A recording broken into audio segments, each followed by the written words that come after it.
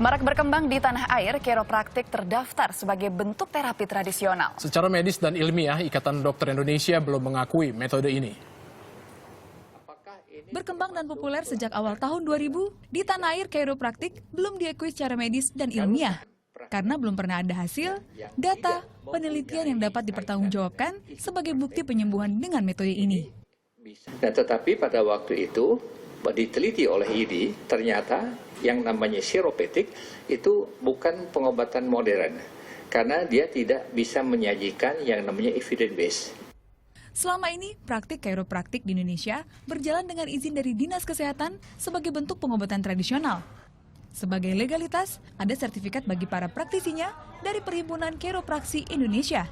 Sebelum terapi, kiropraktor harus memeriksa pasien secara mendalam.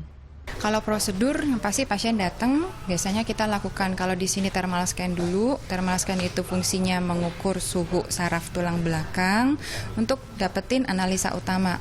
Ya, setelah itu kita tanya, kita anamnesa, kita ngobrol sama pasiennya, kita tanya apa yang dia keluhkan. Bertarif cukup tinggi, dalam waktu relatif singkat, kiropraktik memikat banyak peminat.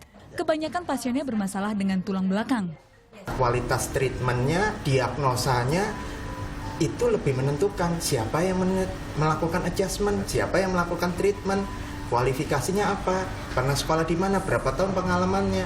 Bagi saya itu lebih menentukan.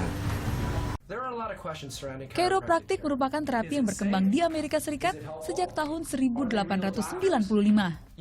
Pionirnya, Daniel David Palmer, berasal dari bahasa Yunani yang berarti dilakukan dengan tangan. Kiropraktik menjadi alternatif terapi untuk gangguan tulang punggung dan persendian. Metodenya dengan manipulasi tulang belakang tanpa operasi maupun obat.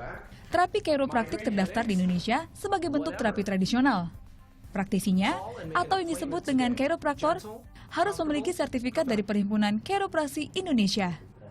Tim Liputan melaporkan untuk NET.